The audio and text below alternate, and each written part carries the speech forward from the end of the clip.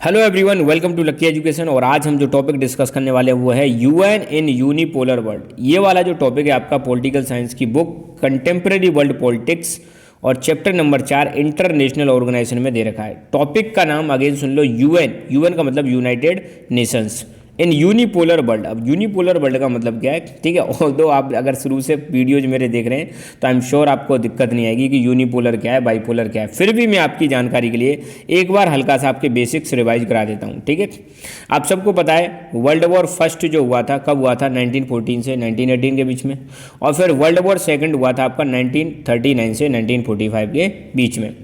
जब second world war खत्म हुआ था तो उसके बाद दुनिया में दो ही ताकत बची थी जो मतलब बहुत ज़्यादा पावरफुल थी। एक तरफ था यूएसए और दूसरी तरफ था यूएसएसआर। एक तरफ यूएसए और दूसरी तरफ यूएसएसआर। जब दुनिया में पावर के दो सेंटर हों तो ऐसे दुनिया को, ऐसे वर्ल्ड को हम बोलते हैं बाईपोलर वर्ल्ड। कैसा वर्ल्ड बोलेंगे? Bipolar world. जब दुनिया में पावर के दो ही सेंटर हो, या हम कह सकते हैं जब दुनिया में पावर सिर्फ दो ही जगह पे केंद्रित हो, दो ही जगह पे कंसंट्रेटेड हो, ऐसी दुनिया को, ऐसे वर्ल्ड को हम बोलते हैं बाईपोलर वर्ल्ड। तो हुआ क्या, 1945 में जब सेकंड वर्ल्ड वॉर खत्म हुआ था, वर्ल्ड वॉर सेकंड, पहली बात तो 1945 में बन गया था UNO, United Nations Organisation. Comment करके बताना है यूएनओ की डेट क्या थी, है ना। डेट बतानी है आपको कमेंट करके, है ना किस दिन यूएनओ बना था। प्लस ये भी कमेंट करके बताना कि इंडिया ने यूएनओ को कब ज्वाइन किया। प्लस एक क्वेश्चन और बताए दो, एक क्वेश्चन ये भी बताना कि यूएनओ का जो हेड क्वार्टर है वो कहाँ पर है, ठीक है। ओके, तो 1945 में यूएनओ बन गया। 1945 के बाद ही दुनिया में एक ऐसी सिचुएशन बनती है कि दो पावर्स के बीच में, एक तरफ यूएसए और एक तरफ यूएसएसआर के बीच में एक लड़ाई स्टार्ट हो जाती है, एक जंग स्टार्ट हो जाती है जिसका नाम था कोल्ड वॉर। क्या स्टार्ट हो गया? कोल्ड वॉर स्टार्ट हो गया। कब स्टार्ट हुआ? 1945 से 1991 के बीच में यूएस एंड यूएसएसआर के बीच में कोल्ड वॉर स्टार्ट हो जाता है। और इस समय दुनिया में दो ही ताकतवर देश थे, यूएसए और यूएसएसआर, और ऐसी दुनिया को हम बोलेंगे बाईपोलर वर्ल्ड। वक्त आया 1991 का, कोल्ड वॉर खत्म हुआ, यूएसएसआर का डिसइंटीग्रेशन हो गया। अब दुनिया में बस एक ही पावर बची, दैट इज यूएसए। जब दुनिया में सिर्फ एक ही पावर बचती है, दुनिया में एक ही देश या एक ही कोई रीजन पावरफुल हो जाता है, तो ऐसी दुनिया को हम बोलते हैं यूनिपोलर वर्ल्ड। देखो, बाई का मतलब दो और यूनि का मतलब होता है एक। तो आपको ध्यान रखना है कि दुनिया 1939 से 1945 से 1991 के बीच में थी बाईपोलर, और 1991 के बाद हो जाएगी यूनिपोलर। अगर आप पूछो कि सर अब क्या है एट प्रेजेंट में, अगर 2024 की बात करें, अब दुनिया मल्टीपोलर हो चुकी है। अब यूएसए को चैलेंज करने के लिए बहुत सारे लोग आ चुके हैं, बहुत सारे कंट्रीज आ चुके हैं। इंडिया अपने आप में यूएसए के लिए एक चैलेंज है, चाइना अपने आप में यूएसए के लिए चैलेंज है, रशिया अपने आप में चैलेंज है, यूरोपियन यूनियन अपने आप में चैलेंज है, आसियान अपने आप में यूएसए के लिए चैलेंज है। ऐसे करके बहुत सारे ग्रुप्स आज की डेट में इमर्ज हो रहे हैं, ठीक है। तो फिलहाल हम इस पर ही फोकस करेंगे। तो ध्यान रखना, 1914 से 1948 तक यहाँ पर फर्स्ट वर्ल्ड वॉर हुआ था। 1914 से 1918 तक, सॉरी 1914 से 1918 फर्स्ट वर्ल्ड वॉर। 1939 से 1945 सेकंड वर्ल्ड वॉर हुआ था। 1945 में यूएन का फॉर्मेशन हुआ था। 1945 से 1991 कोल्ड वॉर हुआ था। 1991 में कोल्ड वॉर खत्म और यूएसएसआर का डिसइंटीग्रेशन हो जाता है, और 1991 में शुरुआत हो जाती है यूएसए की हेजेमनी। अब सिंपल सी बात है, जब यूएसएसआर खत्म हो गया तो दादागिरी किसकी चलेगी? यूएसए की दादागिरी चलेगी। आज की डेट में ये दुनिया का मैप है। आज की डेट में आपको पता है यूएसएसआर नहीं है। 1991 में जब यूएसएसआर टूटा था तो 15 देशों में ये टूट गया था। ये यहाँ पे कुछ 15 कंट्रीज है जिसमें सबसे बड़ा था रशिया। यहाँ पे आप देख सकते हो, यह है यूनाइटेड स्टेट्स ऑफ अमेरिका, ठीक है। तो अब हम बात करते हैं यूएन इन यूनिपोलर वर्ल्ड। अब यूनिपोलर तो वर्ल्ड का मतलब समझ गए होंगे। यूनिपोलर का मतलब है जहां पर यूएस की दादागिरी चल रही है, उस दुनिया में यूएन का क्या मतलब स्टेटस है, इसी की हम शुरुआत करते हैं। यूएस की जहां पे दादागिरी चल रही है, तो क्वेश्चन यहां पे बनता है, can UN survive balance against the US dominance? क्या यूएन एक बैलेंस की तरह काम कर सकता है यूएस की डोमिनेंस के खिलाफ, ठीक है। एट प्रेजेंट में ये भी आपको पता होगा, यूएन के जो सेक्रेटरी जनरल है वो है एंटोनियो गुटेरस। ध्यान रखना, यूएन के प्रेजेंट में सेक्रेटरी जनरल जो है एंटोनियो गुटेरस, और यूएस के करंट में प्रेसिडेंट है जो बाइडेन। ये तो आपको पता ही होगा। ये हिंट के लिए मैंने बता दिया ताकि आप रिलेट कर पाओ चीज़ों को, ठीक है। ओके, तो क्वेश्चन क्या है, क्या यूएन यूएस की डोमिनेंस को चैलेंज कर सकता है, रोक सकता है, बैलेंस कर सकता है? आंसर है नहीं भैया। यूएन जो है यूएस की डोमिनेंस को बिल्कुल चैलेंज नहीं कर सकता, बिल्कुल बैलेंस नहीं कर सकता। क्यों नहीं कर सकता, इसके 6 पॉइंट बता रखे हैं। 6 पॉइंटों को मैं 2 बार बताऊंगा, एक ही बार में समझ जाना आप अच्छी तरह से, है ना। फिर भी मैं 2 बार रिवाइज करा दूंगा।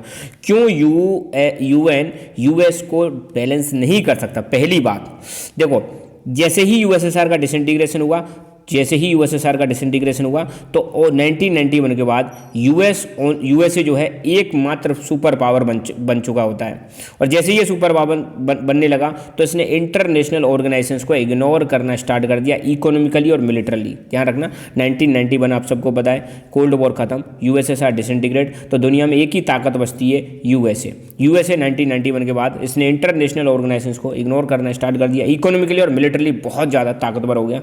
तो यूएन इसको मतलब कंट्रोल नहीं कर सकता। दूसरा, यूएन की भी बात करें, अगर यूनाइटेड नेशंस की भी बात करें, यूएन में यूएस का बहुत जबरदस्त इन्फ्लुएंस है। अगर यूएस की बात करें तो यूएस का बहुत ज़्यादा इन्फ्लुएंस है, किसके अंदर, यूएन के अंदर।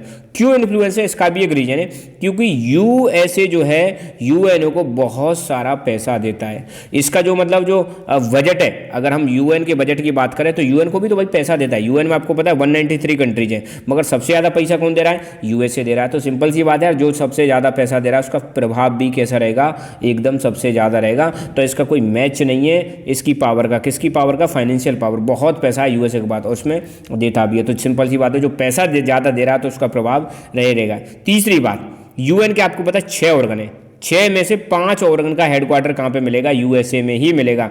5 का हेडक्वार्टर यूएसए में। अब यार सोचो, आपके घर में कोई मतलब ऑर्गेनाइजेशन काम कर रहा है तो वो ऑर्गेनाइजेशन आपकी मानेगा, दूसरे की मानेगा, सिंपल सी बात है, आपकी मानेगा।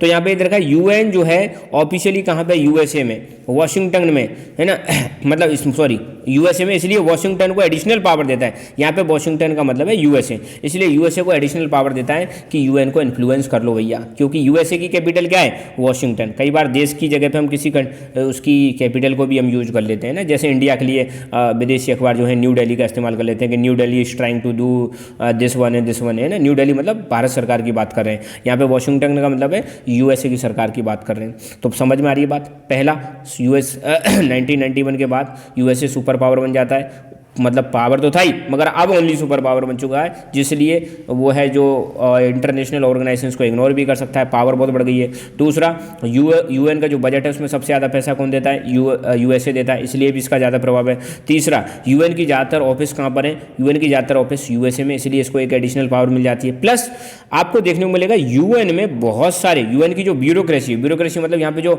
बड़े बड़े जो ऑफिसर्स हैं, अफसर जो लोग हैं, अफसर जो हैं वो ज़्यादातर कहाँ से आते हैं, यूएसए से आते हैं, इसलिए यूएसए की और ज़्यादा पावर है। प्लस यूएसए के पास भैया वीटो पावर भी है, इसलिए ये चाहे अपने हिसाब से मतलब किसी को हर्ट भी कर सकता है और अपने अलाइज का फायदा भी पहुंचा सकता है ना। एक ये हो गई। और लास्ट में है कि यूएन का जो सेक्रेटरी जनरल का चुनाव होता है उसमें भी यूएसए का सबसे बड़ा हाथ रहता है। इसलिए इन 6 पॉइंट को देखकर हम कह सकते हैं कि भैया यूएस जो है, यूएन इसको बैलेंस नहीं कर सकता, यूएन यूएसए को कंट्रोल नहीं कर सकता। ठीक है, 6 पॉइंट दोबारा। 1991 के बाद यूएसए पावरफुल बन चुका है, इंटरनेशनल ऑर्गेनाइजेशंस को इग्नोर करना स्टार्ट कर दिया।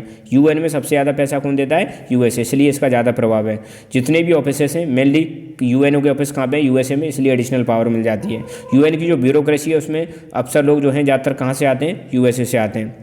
इसके पास वीटो पावर है, ये किसी को भी इंटरेस्ट के खिलाफ जा सकता है और किसी भी मतलब अपने अलाइज मतलब अपने साथियों का फायदा भी पहुंचा सकता है। और सेक्रेटरी जनरल का जो चुनाव होता है उसमें भी यूएसए का दबदबा रहता है ना।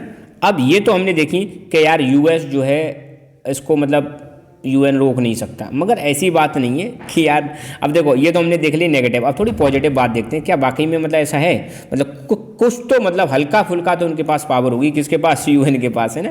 तो ये कह रहे हैं beside the above mentioned grounds UN is playing effective role to argument against US attitude and policies although US keep surpassing UN instruction even give frequent criticism. ये कह रहे हैं कि हालांकि हमने ऊपर जो पॉइंट देखे वहाँ पर देखा हमने कि यूएन यूएसए को नहीं रोक सकता, मगर फिर भी कई बार ऐसा देखा गया है कि यूएन एक बहुत अच्छा रोल प्ले करता है। यूएन जो है यूएस के एटीट्यूड और पॉलिसीज के खिलाफ कई बार बोलता है, तो ये तो बहुत बड़ी बात है, कुछ तो बोल लेना यार। अंग्रेजी में कहावत है something is better than nothing, मतलब कुछ बोल रहा है ना, एक प्लेटफॉर्म तो है। यहाँ पे 193 कंट्रीज बैठते हैं, यहाँ पर एक हल्का सा स्टेटमेंट यूएसए के खिलाफ देने का मतलब है दुनिया भर में हल्ला मच जाएगा कि यूएन ने यूएसए को ऐसे बोला। बहुत बड़ी बात है वही, चाहे यूएसए उसको बात को मान या मत मान, मगर कह तो दिया, सिंपल सी बात है। तो ये करें भले ही मतलब यूएन की बात ना सुने और ये यूएन के इंस्ट्रक्शंस को कई बार सरपास भी कर देता है यूएसए, फिर चाहे और बार बार ये जो है यूएसए क्रिटिसाइज भी करता है यूएन को, फिर भी यूएन का एक बहुत बड़ा रोल है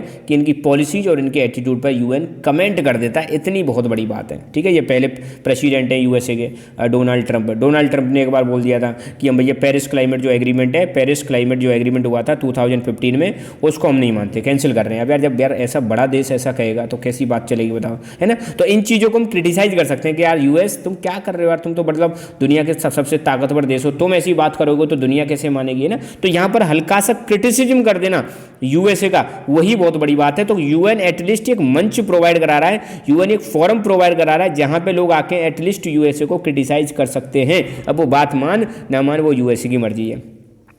कई बार यूएस के लीडर्स को भी लगता है कि भाई साहब यूएन एक ऐसी जगह है जिसने 193 कंट्री से ज़्यादा देशों को एक साथ लेके आया है, और यूएन ऐसी बात नहीं है इतने ही काम है मतलब यूएसए को ही रोकें। यूएन इसके अलावा बहुत काम करता है, कई देशों में मिलिट्री, इकोनॉमिक और सोशल प्रॉब्लम चल रही हैं, उनको सॉल्व करने में यूएन का बहुत बड़ा रोल है। और ये कौन मान रहा है, यूएसए के लीडर्स मानते हैं कि नहीं भाई साहब यूएस बहुत बड़ा रोल प्ले कर रहा है कई सारे देशों में प्रॉब्लम्स को सॉल्व करने में यूएन का बहुत बड़ा रोल है। यूएन यूएस और बाकी दुनिया को एक मंच पर ला सकता है, अलग अलग इश्यूज पर यूएस और दुनिया के देश मिलकर यहाँ पे यूएन में बात कर सकते हैं, मतलब एक प्लेटफॉर्म प्रोवाइड करा रहा है दुनिया के लिए। और जो यूएन है एक मंच प्रोवाइड कराना, एरिना मतलब एक क्षेत्र प्रोवाइड कराता है जहाँ पर बाकी कंट्री यूएसए के एटीट्यूड और पॉलिसीज को क्रिटिसाइज कर सकते हैं। ये भी तो बड़ी बात है ना यार, पूरी दुनिया के लिए यूएनओ जो है एक मंच है, एक एरिना है, एक जगह है जहाँ पर बाकी देश यूएसए के एटीट्यूड के खिलाफ, यूएसए की पॉलिसी के खिलाफ बोल सकते हैं। तो मंच प्रोवाइड करा रहा है ना। While rest of the world is really united against the Washington and while it is virtually impossible to balance the US power, UN provide a space within which argument against US specific attitude and policies are heard and compromises and concessions can be saved. अब देखो ये कह रहे हैं कि ऐसा कोई देश नहीं है जो यूएसए को चैलेंज कर सके, बहुत डिफिकल्ट है, पूरी दुनिया मतलब इसको चैलेंज नहीं कर सकती, वॉशिंगटन मतलब यूएसए को ना।